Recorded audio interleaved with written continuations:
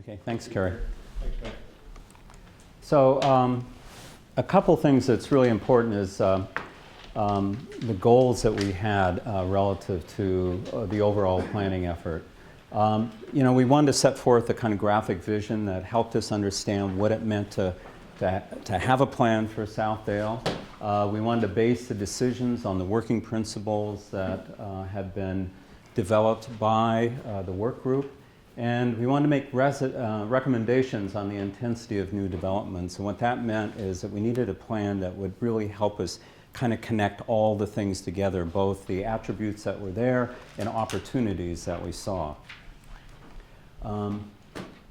Thanks. And so the working principles are on the left-hand side, but I want you to focus more on what's on the right-hand side, which are more the attributes. And what we wanted to get out of that, those principles are really strong at giving us a sense of where we wanted to go, but the attributes, we wanted to use that as part of the planning.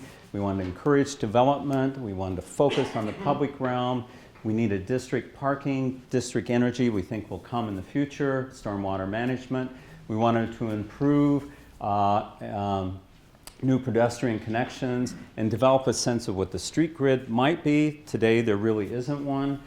Clear sub-district character and development of typologies. Typologies are building ideas that sort of might relate to how we might plan the Southdale area. Balance between pedestrian-focused environments and infrastructure. The infrastructure we put in place needs to lead to better balance with pedestrian-friendly environments. Design guidelines as a base and appropriate density by sub-district. And most importantly, a whole life community of 8 to 80. That meant that everybody could participate in what goes on in Southdale. Next. There were 4 test sites. We didn't cover absolutely every inch of the Southdale area. And the 4 test sites sort of tend to break into pretty simple kind of districts. The medical district and sort of part of Southdale Center, the Southdale Center and the Promenade and Target and the Galleria as the second one, the 72nd corridor area, and then Centennial Lakes. Pretty simple divisions. We did a visioning exercise, do you see what I see, which got people engaged in the work group about opportunities that were there and things that maybe didn't work so well. And so the questions were pretty simple and straightforward. What is the width of a sidewalk? Is it the right width to really encourage pedestrian activity? Is the sidewalk protected from the street? If it's 4 feet right next to the street, and you feel that on France, that's not very protected. Are there trees and lighting? What shapes are the buildings? Are there places, are the trees and bicycle lanes? How's all that stuff work? Is there an art integrated in the street? And what's the surface of the sidewalk? You walk down concrete, it's a lot different than walking down brick. Public spaces and parks, are people using the spaces? Does the space connect to other public spaces? Are we building an interconnected district? Do they see part of a larger plan? When you see a small part of the building or a block, do you see the larger plan as it might unfold? Are they flexible? Do they have a sense of civic pride? Are they designed for all seasons? We have as much winter as spring and summer here. Buildings, the walls transparent. This is a part of the Portland plan where you have a lot more transparency. That helps to promote kind of pedestrian connections. Where does one enter the building? If there is no sense of entry, that's not a good thing. Are facades the right height for the width of the street? Are there canopies that protect and define the public realm? Where is service located? At the front door, or is it in a shared area? Can I easily walk from the front door, from the public sidewalk, into the space? So those were things that are really simple, but they compel you to start thinking about what a city is made of. Translating the principles to a vision, I'm just going to run through these quickly. Build upon existing assets, improve access, make it walkable, make it human scaled so all of us can be there. Next. Architecturally varied, mixed use, hotel, food, apartments, all together. Family friendly, which means that, you know, it can be sophisticated, but all your kids can be there as well as adults. Green, summer city, places to be. Winter city, places to be. Connected through sky bridges that really connect places that are hard to get to. Envision a destination. So those were kind of images and ideas that brought us through part of the study. The present studies, we used the Pearl District. We focused on that because it had a lot of the characteristics that sort of fit with the principles, that fit with the ideas that were being generated and thought about. Next. And so you see in the Pearl District, it's 250 acres. It's a third of the size of Southdale. It has 10,000 residents today. When it's done, we'll have 15 to 20,000. Imagine your Southdale area having 3 times that kind of population. That's what this kind of infrastructure in terms of city planning provides. But the scale is 8 stories, 6 stories, 2 stories, 14 stories. It isn't one scale. It has variety, and it's based on location and adjacency. The lessons from Portland: get the scale right for both blocks and buildings. Implement the public realm guidelines for landscape, you know, be consistent about that, for signage, materials, lighting. With a smaller block size, architectural style, building height becomes less important. So you don't get a 300-foot, 400-foot long building. You get reasonable segments that make the scale interesting. Promote transparency at the street level. 75% of all facades in Portland are transparent. 75%. That means when you walk around a block, everybody sees what's going on. You see in and people see out. Encourage alternative modes of transportation. Pedestrian first, bicycle second, bus, streetcar, then car. So you really want to make sure you create the kind of environment that accommodates all of those. And then provide district parking to allow people to park once and then walk to the places they want to go. Implement design guidelines and design review process to set a baseline for scale and quality while still allowing diversity in architectural style and building heights. And promote public-private partnerships. That's really the economic engine for tomorrow. President studies for great streets. We got some big streets in Southdale, France, York, 66. And we thought that those big streets, they carry a lot of traffic, but because they are big, they could also carry a lot of people. And we wanted to think about how the design of that might be different. We used, next please, we used the Champs-Élysées. Why not think big? Why not think about the best places in the world? That happens to be about the same width as France. It's 94 feet curb to curb, but building to building is 225 feet. So what does that mean? France is 100 feet today, and then if we had 50-foot setbacks on either side, we would be devoting then this kind of important landscape, pedestrian realm, you know, public realm to people. Still, we don't get rid of the car. We let that move where it needs to move, but we change the character of the street. So the lessons we learned were generous building setbacks, 30 to 50 feet, and that's really the 50-foot for York, France, and 66. So you get that pedestrian safety and excitement. Streets can vary in width and traffic flow or in promotion of setbacks. This means wider streets have wider setbacks. You know, and that also corresponds, if you got really wide streets, you might get a little bit taller buildings, because what you want is really the sun to get in and fill those streets with light. So that makes it really great for people to be in. Shorter blocks with more frequent pedestrian-oriented intersections. If you walk to France, sometimes you can go for 1,400 feet without an intersection. That doesn't really promote that kind of interchange across streets that we would like to have when you're making a city that is pedestrian-oriented. Great streets define neighborhoods often provide a memorable image of the city. So if France was really focused on, it would connect from from 494 all the way to 44th, right? That could be a pretty powerful, compelling main street for Edina. The Southdale District. So I'll run through these quickly. Framework vision, build upon and connect the district's existing assets.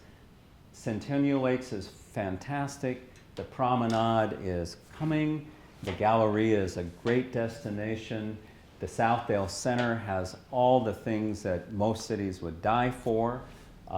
Fairview Southdale Health District, you have a hospital, you have a really self-contained place with all these great attributes. And Strawheart Park is across the freeway, but it could be a real part of that. So the framing vision is to really create connections. So Centennial Lakes could be connected to more residential, could be connected to the west to new office and mixed-use development. We'd like it to connect sort of more towards the north to make sure we might hit on the Galleria or Target or some of those other things and create a kind of shopping street where there's all that shopping now, but there's mostly parking lots that connect it. Next. The 72nd corridor strategy is to create ground level pedestrian connections, east and west, and to really make it part of what happens in new residential areas. So we don't want to just sort of isolate this new plan. We want it to connect in all directions. Next. The Target Galleria South End, Southdale strategy, create ground level and second level pedestrian connections. We'd like to be able to get from that Target store area and new development there through the Galleria, over, under, and to Southdale, over, under. We should figure out how to do that, but it would really make that whole part of the district connect in a different way, and probably, if you think about it, in a unique way across the country. Next, the medical district, northern residential area. I mean, that's about health. And so health is really what the hospital represents, but it also begins to represent clinics and other kinds of community needs. And if we could connect that to Southdale, if I go to the hospital or I go to a clinic and I have family, they can go over and shop. Or if I'm a residential, living in that residential area and I might live there because of health, I still can connect to Southdale in a really straightforward way. So those kind of connections are really important in going that north-south direction. We looked at the framework vision as it relates to streets and blocks. We looked at the Pearl District that I've mentioned, but we also looked at New York crosstown blocks, which are 200 by 600. We looked at Minneapolis, which are 410 feet centerline to centerline, which are big blocks, and so you get big scale. And we did come back to focus on the Pearl District. This is a representation then of the 200-foot block, the Pearl District laid across parts of the Southdale area. And all those blocks, I mean, there's plenty more blocks to have, but that's about the same size as the Pearl District, number of blocks, about 110 new blocks. So it gives you an idea. Then you look at major streets. So you have the 50-foot setbacks for France, 66th, and York. And then the cross streets, the major cross streets have 30-foot setbacks. So we're trying to promote, again, that kind of landscape connection that goes east and west to neighborhoods, but having strong streets north and south that connect to the major enterprise of the city. Next. So we then looked at what each of those blocks might contain. In the color coding here is office space that might fit more up with Centennial Lakes. You got mixed use emphasis on housing that might be in some locations, certainly around 72nd. You've got some other office and mixed use around Southdale, shopping area, and then you got civic areas in green, and then district parking. And those were all kind of components that could fit into that and change the population and add 10 to 15,000 people just in those blocks, and add maybe 10 billion, 20 billion in new construction and new revenue over the next 10 to 20 years. If you look at the vision in terms of the zones, you basically got these zones that relate to office, and then the yellow and residential, and then the mixed use with emphasis on commercial, office, retail. And they're all not single use. They always have a component of either a bit of housing or a bit of office, a bit of flexibility, which is really important for the future. And then the public realm connections. So those first started with new intersections for the pedestrian intersections.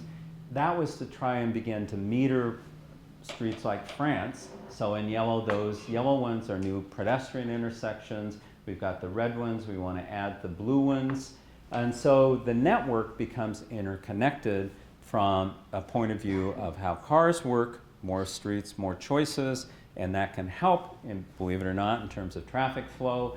But you can also then connect people through these safer intersections on a more regular basis. So you never go more than 400 feet, to get across the street, not 1,200 feet. That's a big change. The public realm connections, you see bridges. So we thought that the health on the right district could really benefit from an enclosed bridgeway that gets you from Southdale, the hospital and the medical district, into Southdale shopping. So that bridge would be helpful in sort of promoting that interconnection between a regional medical center and a shopping center. And then the other one we thought, of course, is the Galleria, and trying to connect it somehow across to both Southdale and back to the promenade. So some way to get over the street or under the street, but we want to establish that as a primary way of connecting, this back together on a north-south basis. To parallel that, then we had public realm connections, plazas and pedestrian streets. The orange is really trying then to really make a distinctive change in making sure that we connect all the way from one end of Southdale to the other end. So we get all the way out to the park and all the way down to Centennial Lakes. But along the way, we're looking at other connections that go east and west to make sure that we get across France, and we start picking up some of those land uses that are on the west side of France to interconnect back to Centennial Lakes and other things. Next. And then green, parks and open space. So then the green also parallels the orange, but does some other things that already exist and start to make all those things feel like now I've got a connected city, I've got a green city, I can walk anywhere, I can walk from one end to the other, I can walk east and west, from neighborhood to neighborhood through this great Southdale area. Next. And then we wanted to overlay district parking, as that's part of the infrastructure, the public realm infrastructure, to make sure that people have places to park their cars and where those are going to go, and how that relates then to shopping or residential areas, or getting cars off the street and into parking, so people park once and then they use all these great facilities. So we have existing district parking, which is really in this, the Centennial Lakes area. We have future above ground parking, which might be the first step in district parking, and then we have future below grade parking that might relate to larger developments that we might get in the future. Next. And so that kind of then begins to give you this sense of potential development intensity. We're not absolutely specific on all the edges, but you get this sense of the light blue of low intensity, and then transitional, moderate, and high. And it's just that those edges are a little bit porous, because we want to have definition, but we want to have interconnection between that various scale of intensity of development. And then what overlays that is then, next, the potential open space intensity.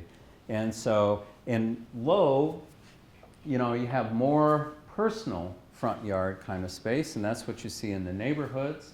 But when you get to high, because you've got greater density, then that there's a greater intensity placed on public spaces like parks, and making sure they're strategically put in the right place. Greater green areas, so they're more intense, but they might be smaller. And so those are the things that happen between buildings that we want to encourage. Next. So building setbacks, so how do you structure that to make sure that we make all this happen in a comfortable way? This is just an example of where you might keep most buildings in the intense areas at 60 feet at the street, so you get plenty of light and air, and then you set back. You can set back 10 feet or 20 feet, and the building can go taller. the notion is that I want to protect the public realm, I want to make sure the scale is there, I want to make sure that there's plenty of light and air at the street so I can have a nice cafe, I can have a place to sit, and I'll be in a great place. And then, you know, then infrastructure, parking, and that sort of thing, like in the center diagram, is buried between, say, retail or townhouses or something that keeps parking from being sort of front and center to everything. So parking is always there, but it might be below grade, it might be lined by other kinds of activity. And then you can get a little bit taller as things go on. This shows you view angles. We did this right away to sort of get a sense of, if you're on 72nd, what's it like when you view from the west looking east. And so you get these differences in scale, and what we're trying to promote is that the city is layered, and so you might start at 1 or 2 stories, but as that layers up, in fact, you never see the tall buildings in the distance because you've used these building layers in a way that steps up, and so trees and other landscape begin to mask the kind of scale from a distance. So that's important for people in a residential area wanting to feel like they don't live right next to a big, tall bunch of buildings. Those things have been measured in a way that allows that to be subtle and quiet, and you can do that in the east, west, north, south directions. So then we've kind of boiled that down to critical next steps.